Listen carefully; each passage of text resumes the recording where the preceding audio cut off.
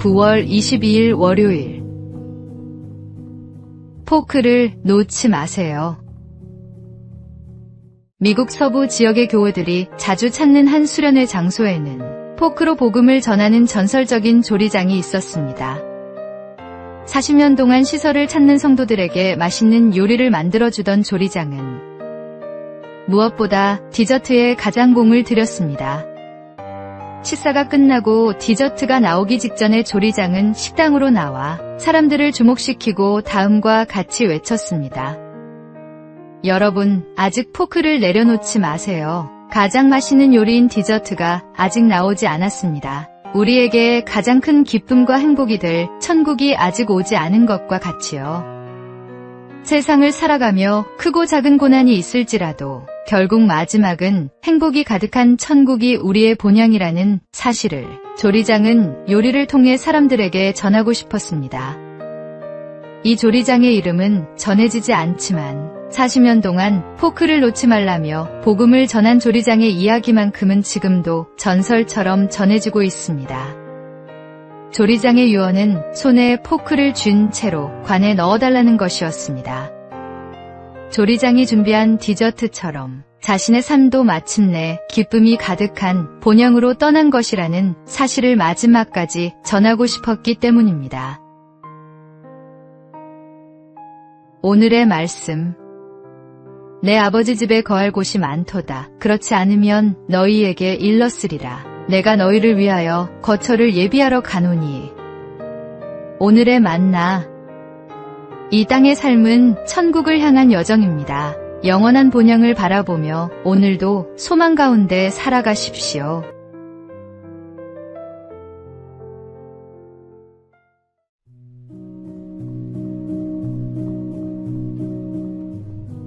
(9월 23일) 화요일. 오늘을 붙잡으라. 카르페 디엠은 오늘을 즐기라는 뜻으로 널리 알려졌지만 고대 로마 시인 호라티우스의 시에 나오는 한 구절입니다. 카르페는 붙잡다, 수확하다는 뜻의 카르페에서 유래했고 디엠은 나를 의미하는 데이즈에서 나왔습니다. 라틴어 전문가는 이렇게 설명합니다. 사람이 일일이 손으로 수확해야 했던 고대 사회에서 과일을 거두는 일은 고된 노동이었습니다. 그러나 그 고된 과정을 거쳐 수확한 과일을 바라볼 때 비교할 수 없는 깊은 기쁨을 경험했습니다. 카르페 디엠은 단순히 쾌락을 추구하며 그날을 즐기라는 말이 아닙니다. 오히려 오늘 하루에 충실하라는, 인생을 성실하게 살아내라는 깊은 의미를 담고 있습니다.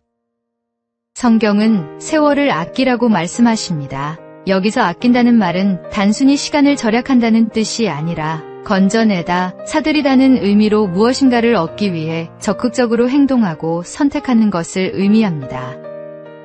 우리에게 주어진 시간은 그저 흘러가는 것이 아니라 붙잡고 의미 있게 사용해야 할 소중한 기회입니다. 오늘은 하나님께서 우리에게 허락하신 선물이며 그분의 뜻을 이루기에 가장 좋은 날입니다. 그래서 우리는 이 오늘이라는 시간을 허투루 보내지 말고 전심으로 붙잡아야 합니다. 오늘을 가치 있게 사는 사람이 결국 참된 기쁨과 열매를 누릴 수 있습니다. 시간은 지나가지만 그 안에서 우리가 남기는 순종은 영원한 열매가 됩니다. 오늘의 말씀. 그런즉 너희가 어떻게 행할지를 자세히 주의하여 지혜 없는 자같이 하지 말고 오직 지혜 있는 자같이 하여 세월을 아끼라. 때가 악하니라. 오늘의 만나. 매일 아침 우리에게 주어지는 24시간은 하나님의 귀한 선물입니다. 이 시간을 어떻게 사용하느냐가 우리 인생의 가치를 결정합니다.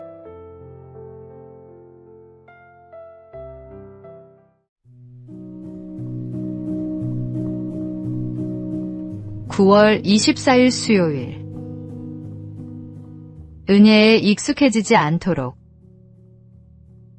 미우라 아야코가 쓴 소설 빙점은 지금까지 출판된 일본 소설 중에서 가장 많은 언어로 번역된 책이라고 합니다.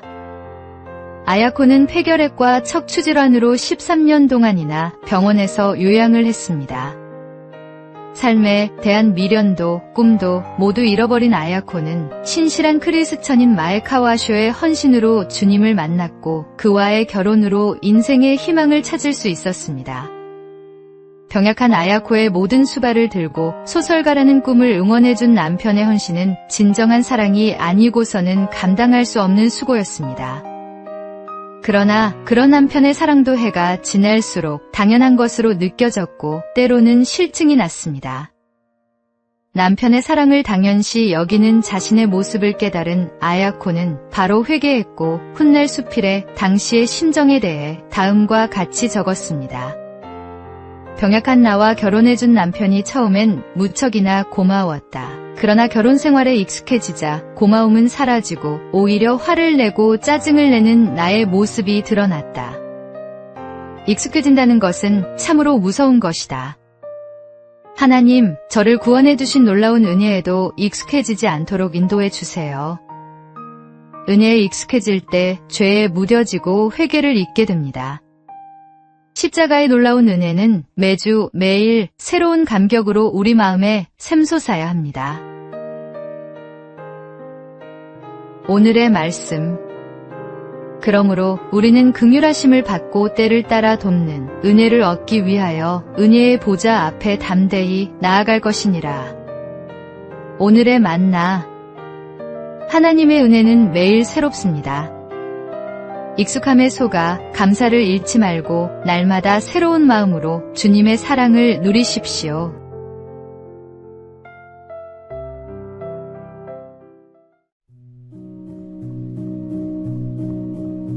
(9월 25일) 목요일. 혀의 두 얼굴. 옛날 어떤 왕이 궁중의 광대 둘에게 명령했습니다. 한 광대에게는 세상에서 가장 선한 것을, 다른 광대에게는 가장 악한 것을 찾아오라고 했습니다. 얼마 후 두 광대가 상자를 들고 돌아왔는데 놀랍게도 두 상자 안에는 모두 큼지막한 혀가 들어있었습니다. 혀는 하나님을 찬양하고 복음을 전하며 상처받은 이를 위로하는 가장 거룩한 도구가 될 수 있습니다. 동시에 남을 비방하고 거짓말로 중상모략하며 저주하는 가장 파괴적인 무기가 되기도 합니다. 야고보서는 혀를 작은 불에 비유했습니다. 보라, 얼마나 작은 불이 얼마나 많은 나무를 태우는가. 작은 말 한마디가 관계를 파괴하고 공동체를 무너뜨리며 사람의 마음에 씻을 수 없는 상처를 남길 수 있습니다. 철학자 피타고라스는 혀에 의한 상처는 칼에 의한 상처보다 더 무섭다. 칼은 육체에만 손상을 입히지만 혀는 육체와 영혼을 다 상하게 한다고 경고했습니다. 그러나 우리에게는 소망이 있습니다. 성령님께서 우리의 입술을 거룩하게 하실 수 있습니다. 이사야 선지자의 입술을 숯불로 깨끗하게 하신 하나님께서 오늘도 우리의 혀를 정결하게 하실 수 있습니다. 매일 내 입이 말하는 것을 조심하며 우리의 혀가 생명의 말씀을 전하는 도구가 되기를 기도해야 합니다. 위에 계신 주님께서 우리의 모든 말을 지켜보고 계십니다. 오늘의 말씀. 이와 같이 혀도 작은 지체로 돼 큰 것을 자랑하도다. 보라, 얼마나 작은 불이 얼마나 많은 나무를 태우는가. 오늘의 만나. 우리의 혀는 생명과 죽음의 권세를 가진 소중한 도구입니다. 오늘 하루 나의 모든 말이 하나님께 영광이 되고 이웃에게 덕이 되기를 기도해 보시기 바랍니다.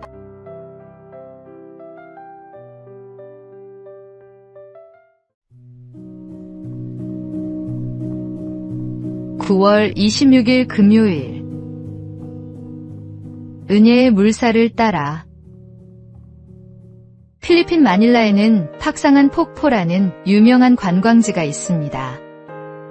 마닐라에서 남동쪽으로 차를 타고 100km나 가야 하지만 이 폭포 하나를 보기 위해 많은 관광객이 하루 종일 시간을 들여 찾아갑니다. 팍상한 폭포를 보려면 강 하류에서 보트를 타고 올라가야 합니다. 사람의 때가 묻지 않은 원시림을 지나야 팍상한 폭포를 만날 수 있는데 길도 제대로 나 있지 않아 강을 거슬러 올라가야 합니다.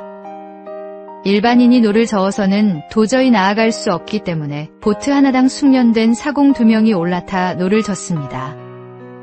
사람 1명을 옮기기 위해 2명의 사공이 필요한 것입니다. 목적지에 도착하기 위해 사공은 땀을 뻘뻘 흘리며 한시도 쉬지 않고 노를 젓습니다. 관광객들의 말을 들어보면 가만히 앉아서 보기가 미안할 정도라고 합니다.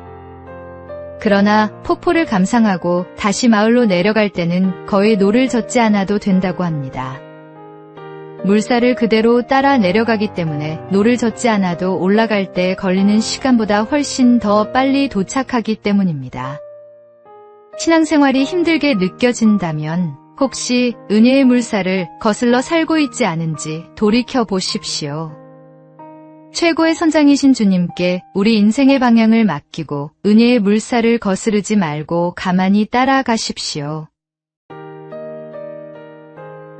오늘의 말씀. 내가 여호와를 항상 내 앞에 모심이여 그가 나의 오른쪽에 계심으로 내가 흔들리지 아니하리로다. 오늘의 만나.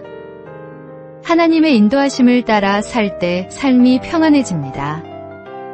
내 뜻을 고집하지 말고 주님의 인도를 받는 순종의 삶을 살아가십시오.